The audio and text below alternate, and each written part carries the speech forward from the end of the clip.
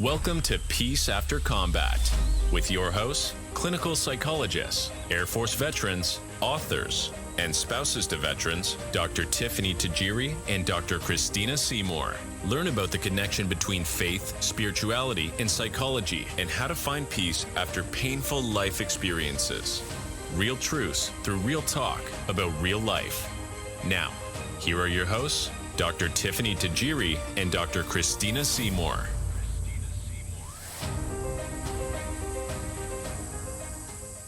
We are so glad that you are tuning in. Today, we have a special treat for you. Today, I'm so blessed to introduce two new guests to our show. They are sister veterans who have a serious mission to uplift and encourage one another during the most challenging times in life. Today, you will learn about how they have turned their problems into power, their trials and tribulations into testimonies as they instill hope into the hearts and minds of so many. Now, gentlemen, we were blessed to have my husband on the last podcast, and that was male-centric. But I'm telling you right now, you cannot leave us just because the ladies are speaking. This is an episode for you as well.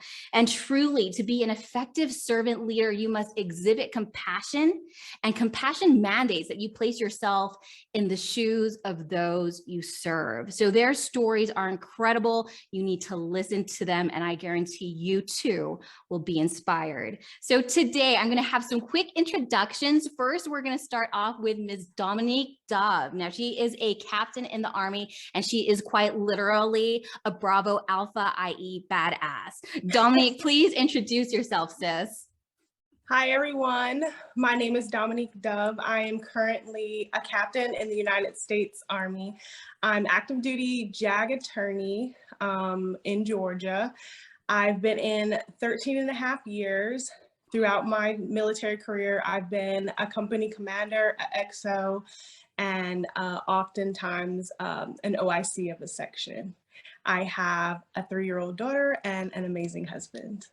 Girl, now let me just, we're going to explore this further, but you did something really amazing for women and families. Tell us a little bit about that. Give us a highlight, but then we're going to dive in further. Okay, I assisted with writing the Army Directive that just came out in April. It does affect over 400,000 soldiers and their families. I'm so proud of you, sister. Thank you so much for what you do. Thank you. And we got Therese here, Therese Garnier, like the hair product Garnier. Am I saying that correctly, madame? Yes, ma'am, Garnier. Yes, I wish money as well. Thank you for having me on. My name is Therese Garnier. I'm an Air Force veteran. I've been out of the military since 2016. In that time, I became a network news reporter. I also worked as a Pentagon correspondent. And now I am a Miss Veteran America finalist. So that's all about me. Oh, and I'm a dog mom. I have a little Shiba Inu, and he's been around here somewhere. And yeah, so that's kind of the extent of my family ties that I have right now. I love it, sister. And you are a fan of the red panda too. I just love them. Yeah. All right. So you might be wondering, Miss Veteran America, what is Miss Veteran America? Now, I am also competing with my fellow sisters. And let me tell you, it is a competition. But here's the bottom line up front. It is a sisterhood first and foremost. And we have just too much fun lifting one another up, shopping for dresses together, feeling girly, embracing our feminine selves, and just being that backbone for one another during some of the more challenging times in our lives. And that's what it's all about. The competition part, however, is about pure entertainment, and it's going to be your entertainment. You got to tune in. It's going to be in October, and you got to watch us just act like total goofs on stage as we lip sync battle like RuPaul style, right, ladies? Yeah. We also do push-ups. We have our fabulous evening gowns on. And you know what? The beautiful thing is that we have competitors from all ages, I believe from even 18 years old all the way through 80. So this is not a beauty pageant, okay? Do not say pageant at all. Otherwise, we'll make you drop and do 20, okay? So bottom line is it's a competition, but you want to ask, what is this competition for. Now, that is the most important part. It's one to demonstrate and show the woman beyond the uniform, but it's really truly the sole beneficiary of Final Salute. What is Final Salute? It's a nonprofit organization that is aligned to help our homeless women veterans and their children find safe and suitable housing. So you're not going to believe this, and I'm going to give you some statistics to stand on because I really want to open your eyes today. So there are 2 million women veterans alive today. That's 10% of the veteran population. Now, women veterans are the fastest growing homeless population in America. Fastest homeless growing population in America. Sit with that for a moment. They're 2 to 3 times more likely to become homeless when compared to any other adult population, 4 times more likely to become homeless when compared to their civilian women counterparts. Now, factors that contribute to homelessness, as you can imagine, are unemployment, post-traumatic stress disorder, various disabilities, military sexual trauma. 1 in 5 women endure military sexual trauma, which is very unfortunate, and just the ineligibility of VA benefits. Now, the government estimates that there are currently 55,000 homeless women veterans in the United States on any given day. Now, here is the problem, that most of these women are single parents. More than 60% of the grant per diem programs that are available, they do not house children. Hello, wake up call. So what are we doing? What are we doing for our homeless veteran women? Let's make the statistics even more profound. To make the matters worse, 1/3 of the facilities that are available to women and their children are deemed unsafe. In fact, they actually had an 18-month-old placed in the facility with a registered sex offender. That is not appropriate, not whatsoever. And 10% of the women reported incidences of sexual harassment and sexual assault. This is absolutely wrong. So Miss Veteran America organization and Final Salute is doing something about it. So when there are not appropriate resources, we ask why, because we're not correctly capturing the numbers for these homeless women veterans. Why? Because they're precariously housed. What does that mean? They're couch surfing, right? They're sleeping in bus stations in their cars with their children because there's no suitable housing for them. And when we can't capture those statistics and truly utilize those statistics to work in their benefit, then the same negative cycle happens over and over and over again. And homeless women veterans become this invisible population, and they need a voice. So their sisters have come together thanks to Final Salute. Let me tell you, in November 2010, Jazz Booth, a phenomenal woman. When you see her presence and her energy, she is amazing. She is an example of how she has turned her problems into power, trials and tribulations into testimony. She's a cancer survivor, and she was homeless during Hurricane Katrina. And she noticed the position that she was in, and she says, enough is enough. She couldn't get the resources that she needed. And so she made a way in the wilderness and streams in the wasteland. And now our sisters have a place to rest their heads. Now, Final Salute has provided 17,000 days of transitional housing, raised $705,000, and assisted 8,000 women veterans and their children. It's an amazing cause. Now, everything that you donate, and we're going to ask you towards the end of this podcast, please donate. $25 helps a homeless woman veteran and her child get housing for an entire day with all the resources that they will need. So please, the tickets for coming to see Miss Veteran America or watching us online, all proceeds go to help our sisters who truly, truly, truly need your blessing. Remember, in scripture, it says we're blessed to be a blessing. So with that being said, I'm done talking. I am off the soapbox, but I want to turn it over to my sister, Dr. Christina. Now, Doc, there's this crazy statistic out there that states that 82% of veteran women do not use the VA. Now, that's just astounding, okay? Now, as a clinical psychologist who works in the VA, tell me, what is it that you see? I don't see many women. Shocking. A lot of males, but I don't see many women. And then when the women do come in, when they finally, deal with all the obstacles of trying to get in, they have challenges with childcare. Males do too, but I'm talking specifically about the women. There's issues with childcare and trying to get to an appointment and take care of their child. So as you said, there's a lot of, women that are single moms, veterans who are single moms. So then how are they then supposed to get their health care, their mental health care, their physical health taken care of when it's hard to get there, transportation, access, trying to get an appointment. They finally get an appointment and then they still need childcare. So it's a lot of obstacles that they're dealing with. And then when they get in front of me, it's miraculous that they've traversed all these obstacles to get in front of me, and they don't have their voice, or they're trying to find it, or it's a quiet whisper as far as what they're feeling, what they're thinking, what they need. And it's a long process for them. What sort of diagnoses are you working with, and what sort of treatment are you getting at with these individuals? Oh gosh, I mean, what diagnoses am I not dealing with? But I mean, for the most part, definitely post-traumatic stress, depression, panic attacks, some dealing with schizophrenia, not as common, but and then substance use. And not just substance use, but any kind of extreme behavior as a way to try to cope. So binge eating, I don't see as much anorexia type behaviors, but the binge eating, trying to get some comfort or get rid of some anxiety or something to deal with everything. So those are some of the biggies. Wow. That's powerful to hear that. And I imagine there's a lot of issues around control, right? Because I imagine as women in the military, there are certain circumstances where we feel out of control, whether it's military sexual trauma, whatever it may be. It's working on finding that sense of control, whether we have control or not, and that radical acceptance at large. And I will say there's a lot of misdiagnoses that may occur regarding borderline personality disorder.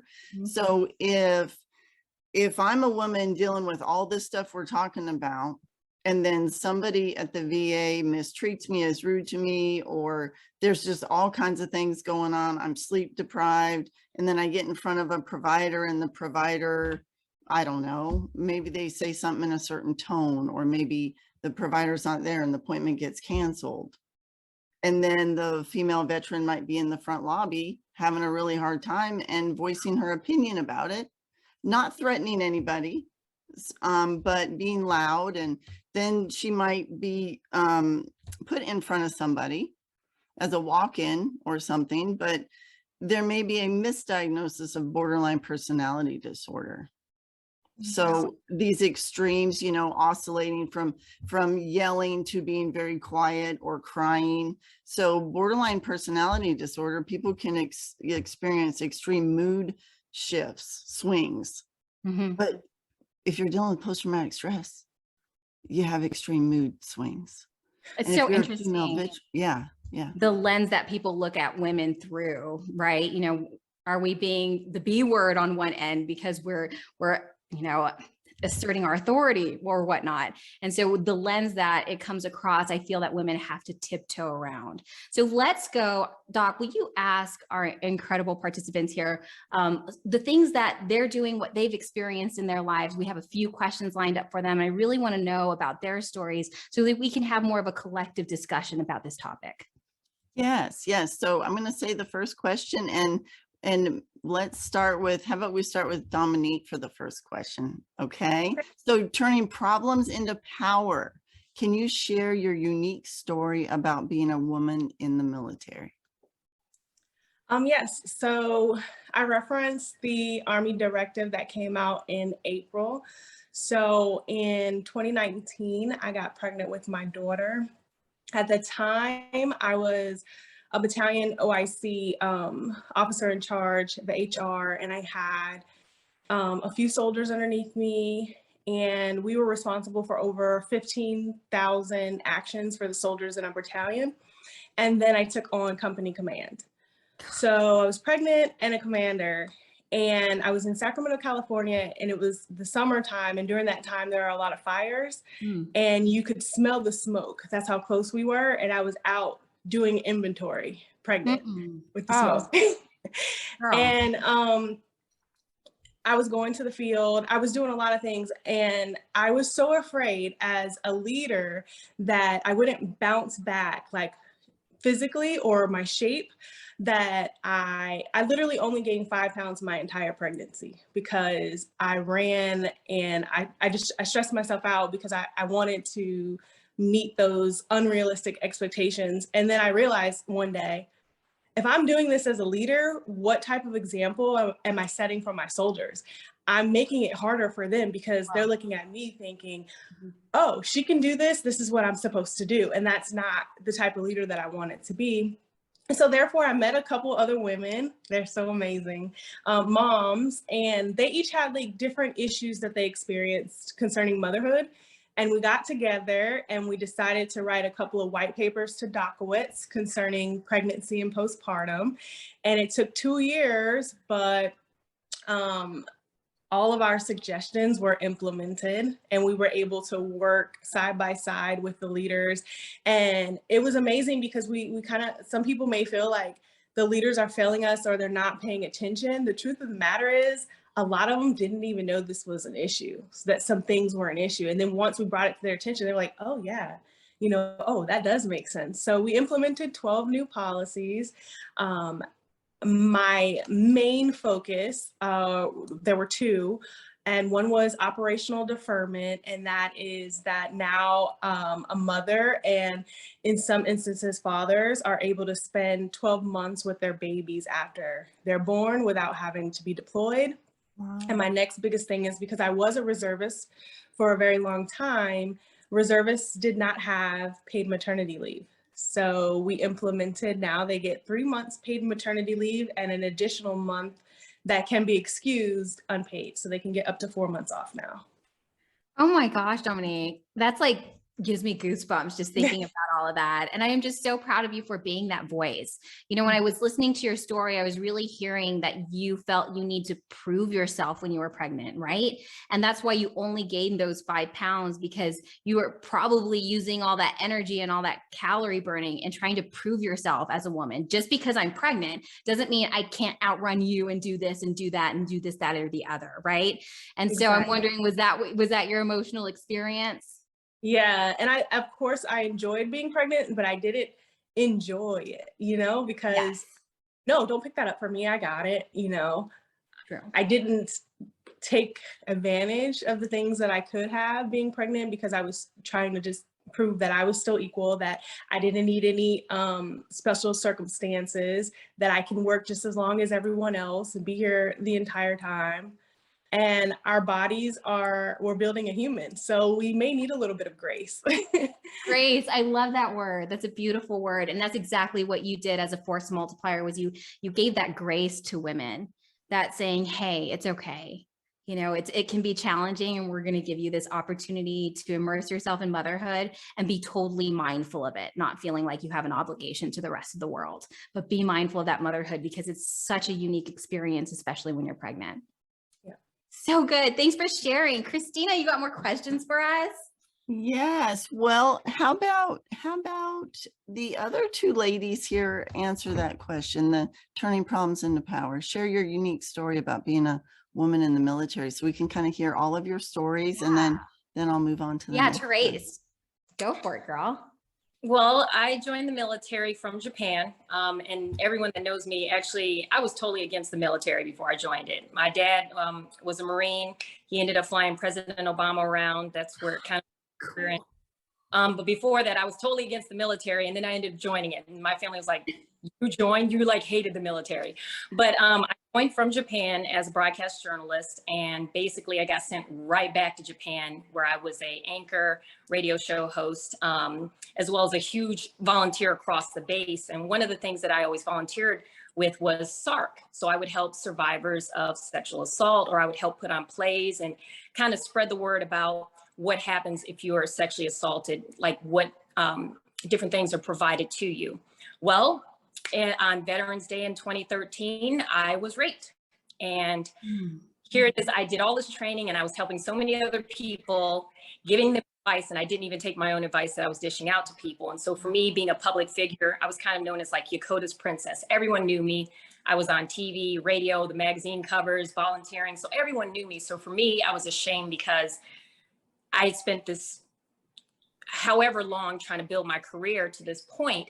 And now all of a sudden I have this assault that happened to me. And one, it was with someone who's very popular on the base as well. So for me, I'm like, people are going to believe him. He's a guy's guy. Everyone loves him. Like, you know, no one's going to believe me. And so that fear, not to mention with people watching me all over Japan, all over Korea and parts of Europe, knowing that this happened to me, it was terrifying. And I didn't want to report it. And I didn't want to come forward. It wasn't until I spoke to a chaplain that she encouraged me. And it made me realize, I said, you know, I have to speak up about this, because what I ended up finding out later was he had did this to other people. And so I said, you know, I guess I'm taking this on myself, that I have this responsibility that I need to report this and stop this, because if I don't, he will continue to do it. Like I said, he was a guy's guy. Everyone loved him. All the women loved him. All the men loved him. And so, you know, it was kind of like my word against his. But what ended up happening was I actually ended up taking him to court. He got discharged. Unfortunately, he did not have to register as a sex offender. I felt he should have had to do that. But in doing all of that, the experience, one, I got sent away from Japan. So no more anchoring, no more reporter. I got sent here in Joint Base Andrews in Maryland. And at that point, I hit my darkest moment. Like I was told 3 days before, you're leaving the country because we're fearing for your safety. My new unit didn't even know I was coming. Like they found out on Facebook 24 hours before my flight that I was coming. They had no idea. But once I got here, they welcomed me with open arms. They didn't ask any questions. And I actually just found out recently that they didn't even know what happened to me. Like they just were told, you're getting a new airman. And so they thought I was a problem airman, because all of a sudden they're getting told like 12 hours before up. So they had no idea. And so in that sense, I flew here with no money, no car, no living situation. So I had to find a car, an apartment, and all those things in less than a week. Found that. And then I was still trying to battle those inner demons with blaming myself, feeling like it was my fault. I'm supposed to be example. I'm supposed to be helping other women with this. And then it happens to me and I'm not doing what I advised. And so what ended up happening was one day I was at work. I worked at the public affairs office and I just broke down and started crying. And my supervisor, she came over to me. She said, "Therese, what's wrong?" And I said, "I'm so sorry. I have to go." And I hadn't been going to counseling either. I stopped going to counseling. And so she said, "Well, what's wrong?" And I said, "I don't know if you know this, but this is what happened to me. I was brutally raped. And I thought you guys knew." She said, "No." Well, she told me she didn't know. The rest of the unit I found out recently didn't know either. But she was like, "No, Therese, I had no idea." And she was like, "I'm so sorry. Like, do what you need to do. Take the rest of the day. Do what you need to do." So I went home, got myself together. I got back into counseling. And from that experience, I started creating video PSAs with other survivors who have been raped in the military. One was actually a dependent. She was gang raped by military members. So it wasn't just service members who were raped, but it was also dependents. And so I became an advocate. Like I started making these different PSAs and just trying to stand up for these women, because I knew I went through it. Now I understand how you feel, and the retaliation, and for people to stop talking to you and cut you off and blame you and say it's your fault. I mean, the questions that people ask, the first thing they say is, what were you wearing? What were you doing? Why did you let him in your room? Like questions like that. I'm like, I just got back from pre-deployment training and I was unpacking when this guy showed up at my room at 3 a.m. I wasn't drinking. I wasn't dressed any sort of way. And even if I was, that's beside the point. That doesn't give anyone the right to barge into my room and brutally attack me. You know what I'm saying? And so for me to be able to help women who are experiencing that became my mission. And so I started doing those PSAs. I've even most recently written a book. I'm hoping to get it published soon. And it's basically talking about my experience overcoming trauma. And also it's kind of a self-help book. What you can do if you've gone through it, or if you know of others who have gone through it, what to expect. If you want to report it, what's that process like? And based on if you are assaulted, what do you need to do? Immediately keep the clothing from it. Write down what happened. Take photos. Contact the police. Keep records, text messages, screenshots, any of those things. You have to keep those things because you just don't know. Even if you don't want to report it, just keep those things, because you never know, down the road, you might change your mind. You might see your assaulter who you work with every day and he says something smug to you or he attacks you again. You have proof of all those things happening. And so in that instance, I was able to take that pain and it was a lot. I was able to take all of that and channel it to try to help other women who have gone through it. And so that's why I'm so happy to be a part of Final Salute as well, because 39.7% of homeless veteran women experience a sexual assault. And also, I was homeless at one point. As a matter of fact, most recently, I was homeless in 2019 as a network news reporter. So if it can happen to me, it can happen to anybody. And I'm hoping that with doing this competition, it'll encourage more people to open up about what they've experienced. Don't be ashamed. Things happen. Life happens. It doesn't mean it's your fault. It doesn't mean you did anything wrong. Life just happens. If you've experienced homelessness, it doesn't mean it was your fault. Like in my instance, I had 3 housing situations, and literally the day I got here, I moved here for a job. The day I got here, they all bailed out. So I'm like, oh shoot. And I had no savings because I spent all my savings moving my stuff up here. So things happen, and so I'm glad to be on here to talk about this, but that's kind of the circumstances that I was able to overcome and try to help others as well. Therese, that is so powerful. I am so proud of you, sister. And thank you so much for being so vulnerable right now and using this trial and tribulation for testimony for so many other women. You've done so much incredible work, and I'm just so grateful to hear that story, because I know the bottom line up front here is that we need to instill hope. One of the podcast episodes that we did talk about before, we talked about something called twisted guilt. And I want to kind of emphasize that because we're doing a little bit of a transition. We're talking now a lot more about military sexual trauma. But remember, there's internal control and external. External, there is no such thing as external control. There's only influence. Anything that is outside of you, you have a high degree of influence or a low degree. All within you, however, internally, you have full control of your own thoughts, emotions, and behaviors. And that's it. Now, for any of you who are survivors of any type of situation, do not start blaming yourself, Therese, right? Do not blame yourself. It's not productive, number one. But every time you blame yourself, you're giving more power to the perpetrator, more power to the enemy, more power to the spiritual warfare. So bottom line up front, give yourself that grace. Know you did your best under the circumstances, but you don't have a crystal ball to predict the future. Now, Therese, I have a question for you. It seems to me like when you came back from Japan back to the States, right? They didn't know exactly why you were coming back, why you were PCSing and returning back to the States. Did you like that your privacy was respected, or do you wish that there would have been more of a warm handoff that wasn't too much information about what happened to you, but just enough so that they could give you a warm embrace? It's funny you asked that, because I've thought about that a lot. I said, would I have preferred if they had known, or would I have not?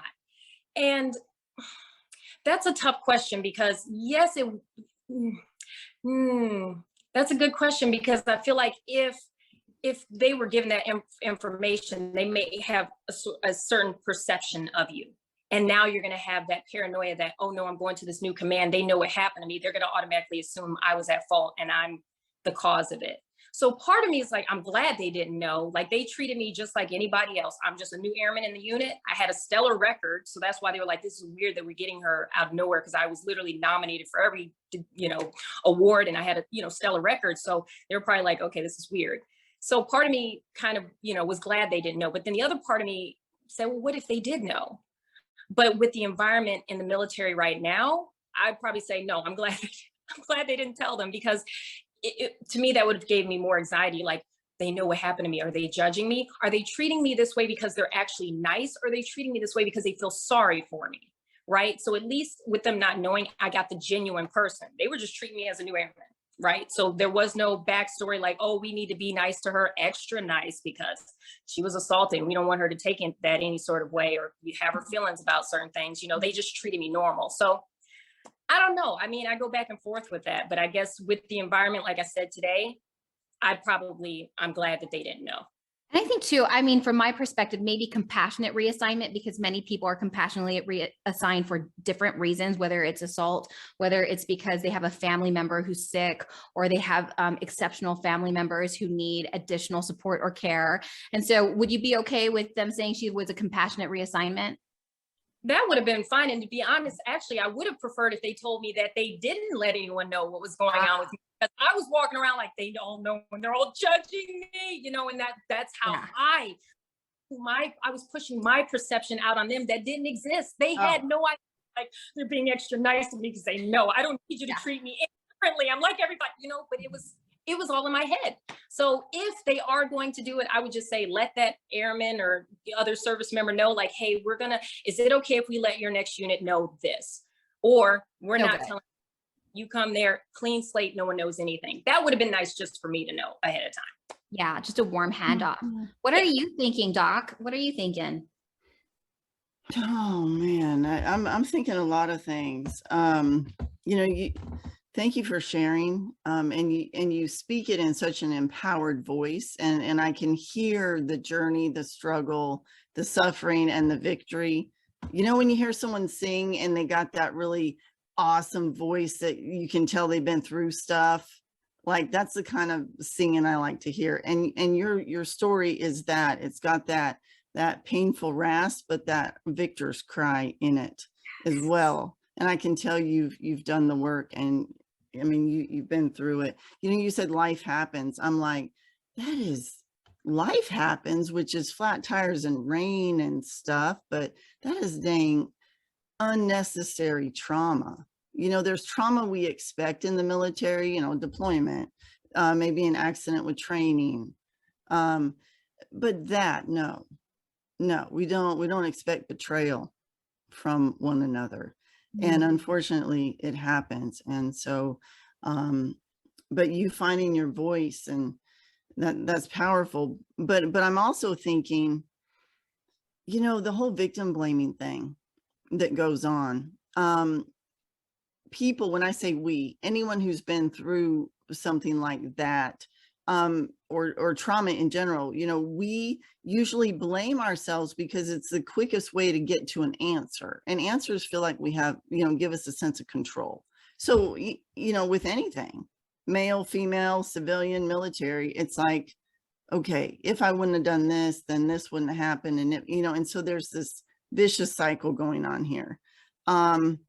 And I just think it's so powerful that you were in the role that you were in, advocating, you know, speaking up, talking about things.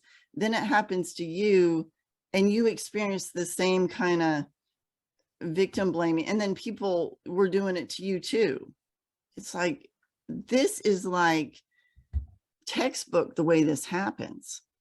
Blaming self, being blamed, judgment, and enough is enough.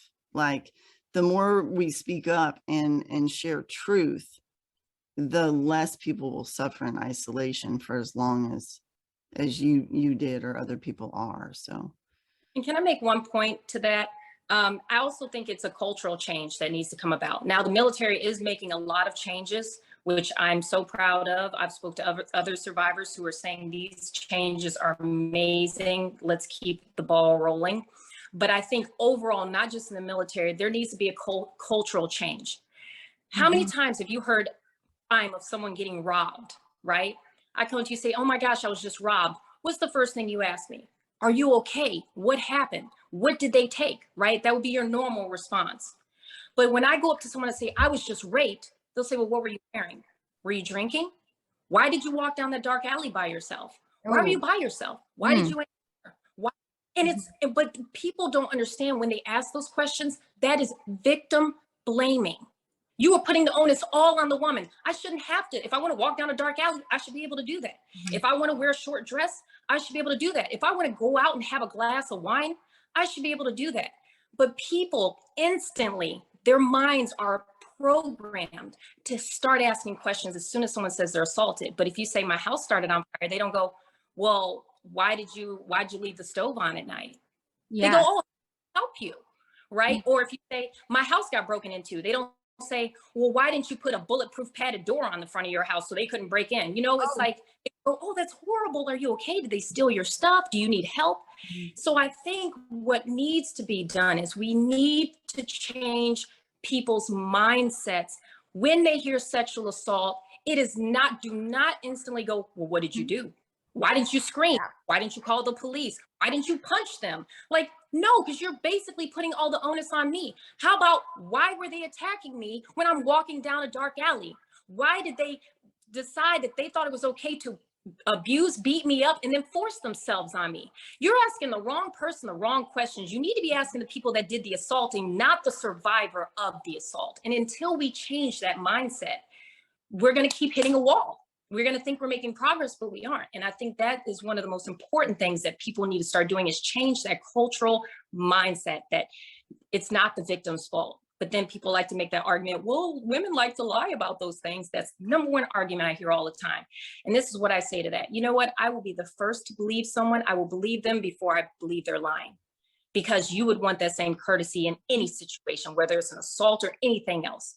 So why treat this any differently because of 1 in a million instances of someone falsely reporting something, you know? So that's the whole thought process. So powerful. You know, I really want to hear from Dominique. Like, I know as a JAG attorney, you must hear so many stories. What's coming to your mind when you hear what Therese says and what we're speaking about? You know, I'll be honest, this is the entire reason why I wanted to become an attorney. And, you know, in some ways, I kind of feel like I'm a little bit more fortunate. I actually was abused starting at the age of 6.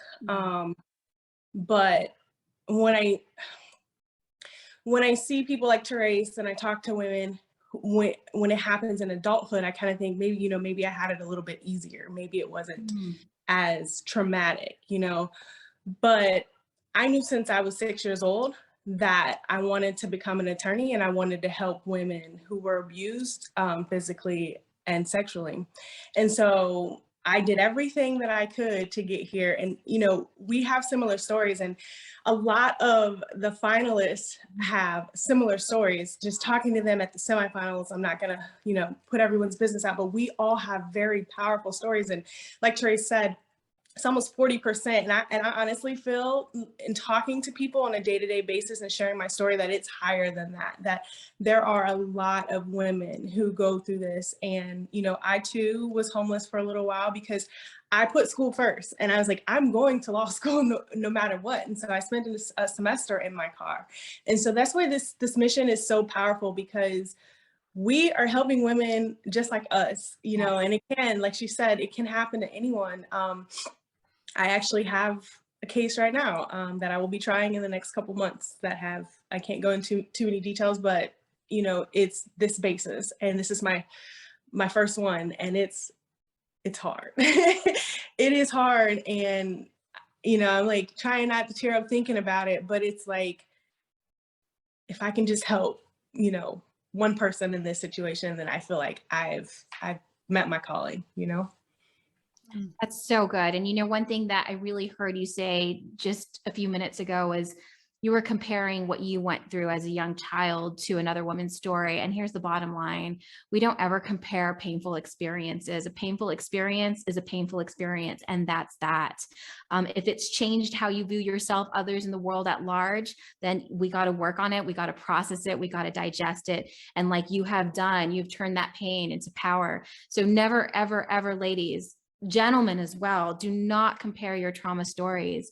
One is not more than the other. It's pain is pain. If it's real to you, it is real. Just like Therese said, it's your experience first, and we're putting what you experience, we're taking that as your truth. And that's absolutely all we need to do.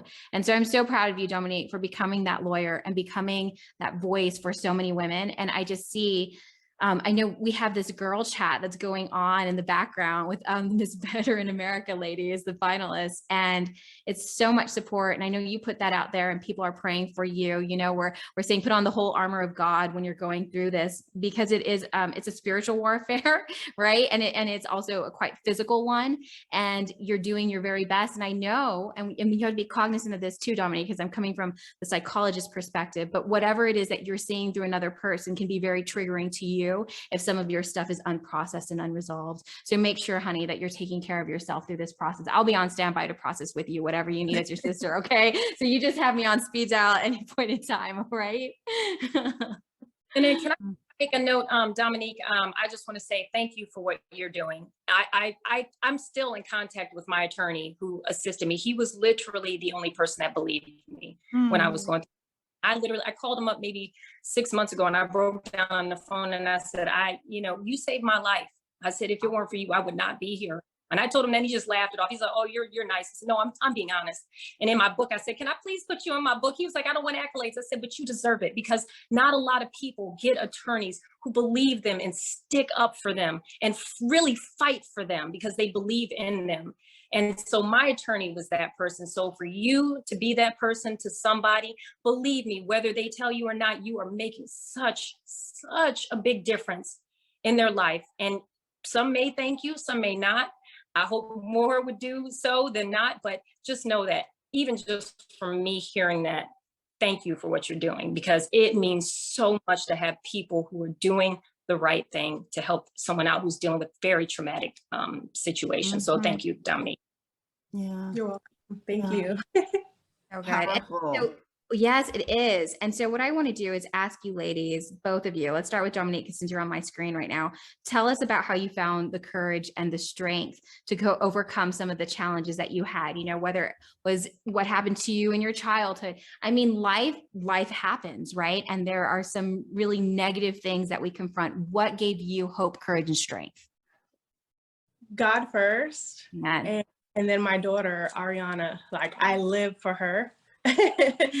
But I mean, before she was here, I mean, I'll be honest, there were times where I actually prayed to just not wake up the next day, like prayed.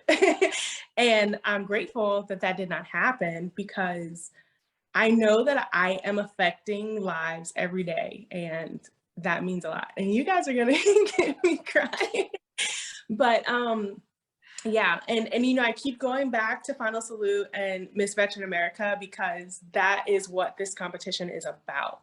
And it is so much more than just a pretty dress or a pretty face. And we all have such amazing hearts, and we all like, this mission means something special to each one of us. And so, this is one of the things that keeps me going, and I'm really grateful for it. I'm grateful for our sisterhood. Amen. Thank you, sis. I appreciate that. All right, Therese, what about you, my love? Courage and strength to overcome. You've been through so much. Tell us, how did you do it? Well, if it wasn't for that chaplain who pushed me to report it, it might not have come about. Her assistance, not only that, counseling, which I tell everyone, I'm all about counseling. I think everybody should do it. Even if you're not dealing with trauma, just on a day-to-day basis, I think people should have counseling, because it's just helpful. So I did a lot of counseling, and just seeing other women and being able to help them through those situations. It just made me realize that God had me go through that situation so I could help other people. I can see from their perspective what they're going through. I can feel what they're feeling. I can empathize with them. I can help them. And so for me, it was the chaplain, my attorney. It was my supervisor once I got to my new base, a lot of prayer, and, just knowing that I knew my worth. And that's why I reported it. I said, I'm worth more than this. I'm worth more than you think I'm just a piece of garbage that you can just do whatever you want to whenever you want. Because initially I wasn't going to report it. I was just going to forget about it and just sweep it under the rug and pretend it didn't happen.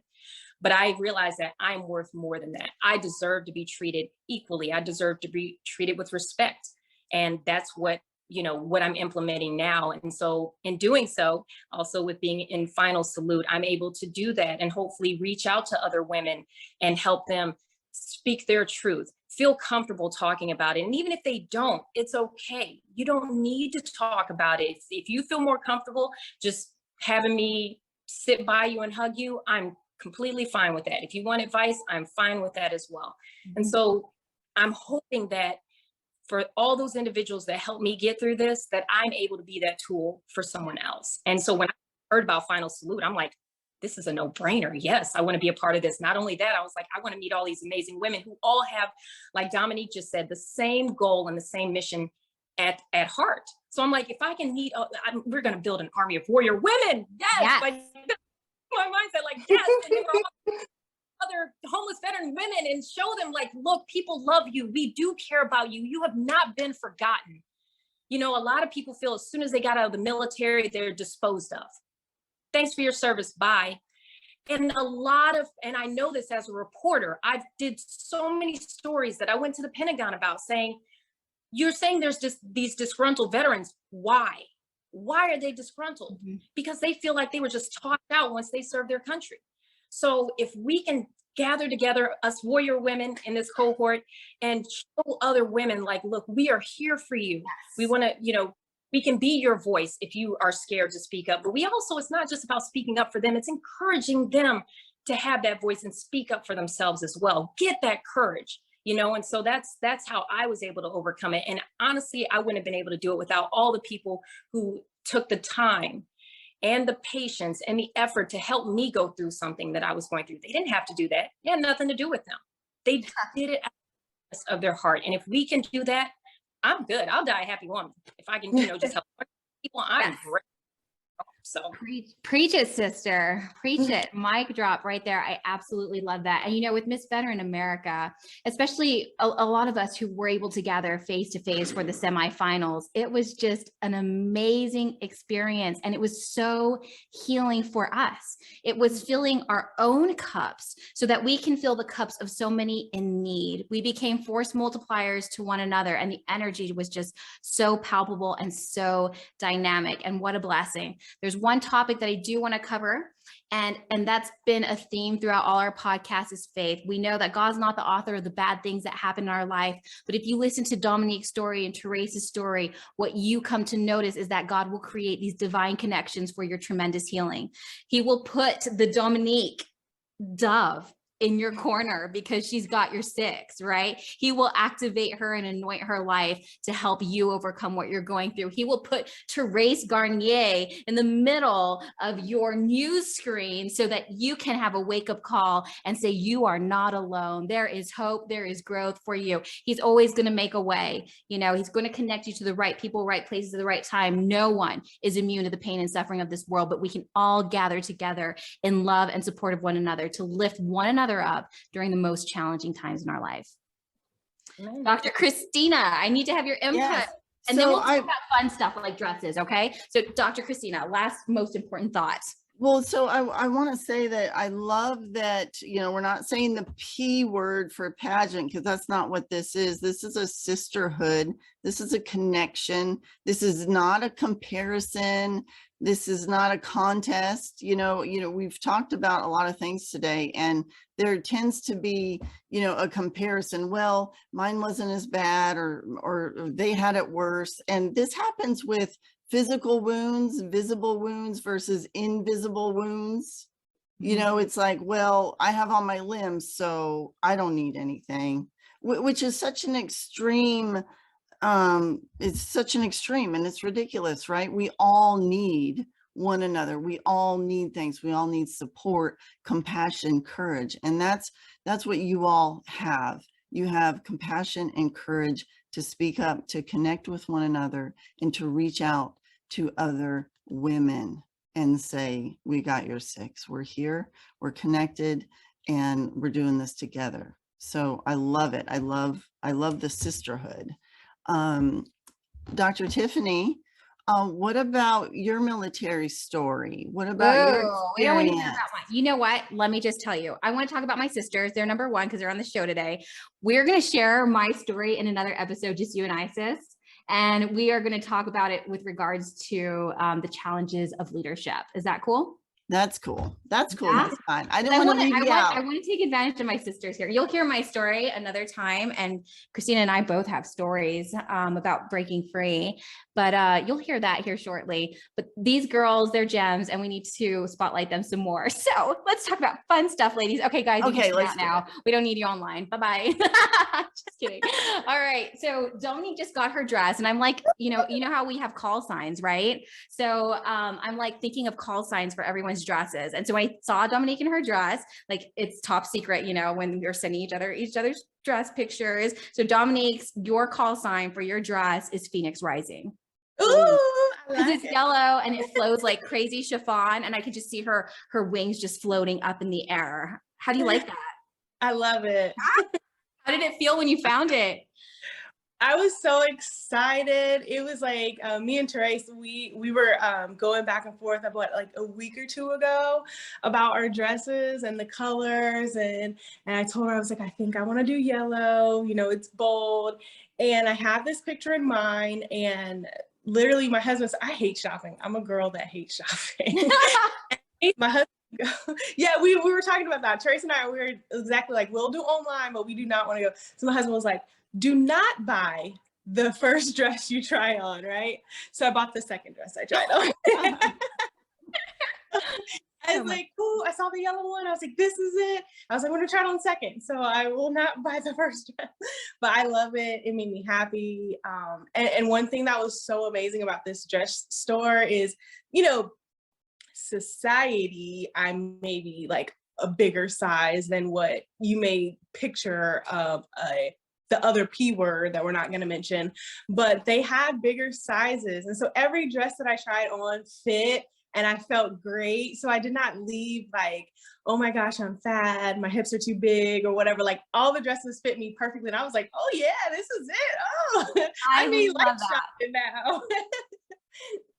I love that. You look so gorgeous in it, and you are stunning. You are an absolute looker. You guys just have to like go find these ladies on Instagram and follow them. Most beautiful smiles. They are just outgoing, gregarious, and gorgeous. So please. And the number one thing is our spirit. You know, it's a beautiful spirit that you have, and it truly radiates with that yellow dress. My goodness. And you know, Miss Denise loves that yellow too. I always see her sporting that. You're gonna get points with her for that one. So gorgeous. Thank you for sharing, Dominique. Thank you. Hooray! We got a call sign for your dress. It's Galaxy. One more time, folks. Galaxy. Tell us about your dress story. Like so futuristic. I love it. So basically I have this dark blue Giovanni dress. It's kind of, you know, kind of cuts this way and then the back's out, and then it has these little crystals all over it. I mean, like you shine light on it and it's like just all sparkles. And I was just like, this is the dress. So actually, Dominique, that was the first dress I tried on. I went to this, they're like, I said, I'm looking for blue, white, or red. And so the first one she picked, and I was like, okay, let me try these on. And then they had a green one and a turquoise one. And I tried them all on. And literally the first one that I tried on was actually the one I ended up going with. And I know that's like totally against the rules, but it just worked. And it was so perfect. It was like, God, it was so perfect, so pretty. So I ended up with that dress. Luckily the boutique sponsored it, because I told them about Final Salute and the cause that we're trying to raise awareness about homeless veteran women. And the woman said, well, my husband's in the Navy and we support our veterans. So here you go. So I got a $1,200 dress for free. Woo! Yeah. Shout them out. Shout out her for that. That was amazing. So I love it. That's a divine connection, and you look so hot. You ladies are smoking. So my dress story is I bought myself a dress for Christmas, just for random, like, because I was like, I want a nice dress. And so it was actually Sherry Hill. I tried it on. It looked horrific on me. Not that Sherry Hill is horrific. They are beautiful designs, but my body cut was just so different. It just didn't work. I have very much of a gymnast cut. So like the square shoulders, I probably could land a dismount or something.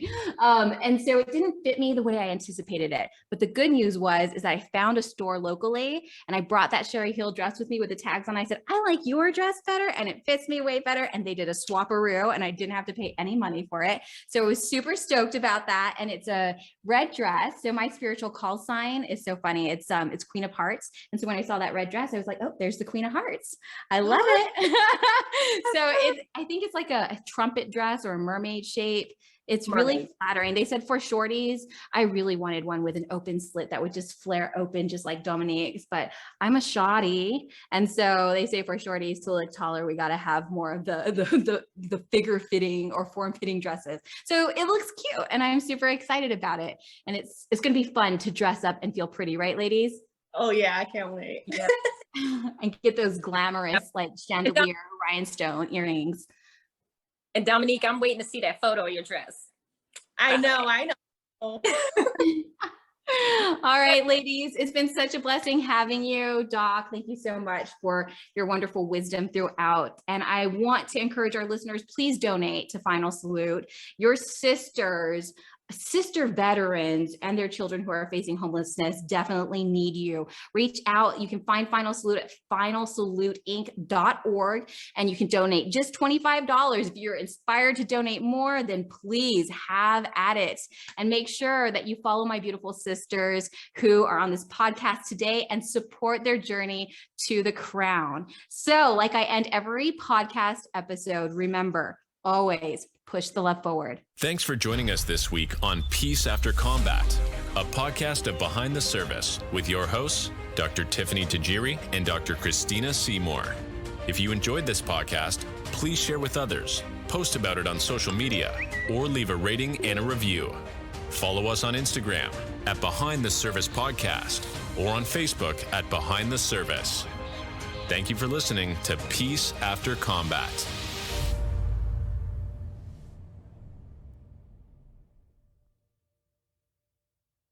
Thanks for joining us this week on Peace After Combat, a podcast of Behind the Service